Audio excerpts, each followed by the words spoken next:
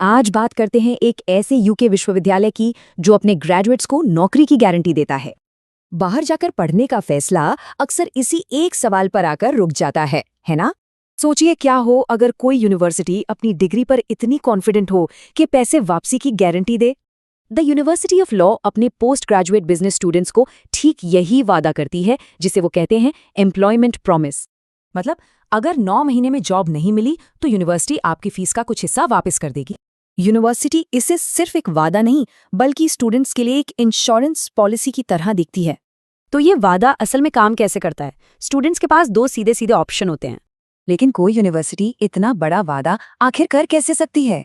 ये वादा असल में एक पार्टनरशिप है। स्टूडेंट्स को भी अपनी तरफ से 3 शर्तें पूरी करनी होती हैं। और ये आत्मविश्वास सिर्फ वादे पर नहीं बल्कि पढ़ाने के एक बिल्कुल अलग तरीके पर बना है। यहाँ पारंपरिक एग्जाम नहीं होते बल्कि प्रैक्टिकल पोर्टफोलियो पर जोर दिया जाता है। पढ़ाई भी छोटे ग्रुप्स में होती है। तो ये मॉडल एक पारंपरिक यूनिवर्सिटी से कितना अलग है, चलिए देखते हैं। यानी कोर्स को डेलॉयट और डॉयचे बैंक जैसी कंपनियां मिलकर डिजाइन करती हैं, तो स्किल्स भी वही जो चाहिए।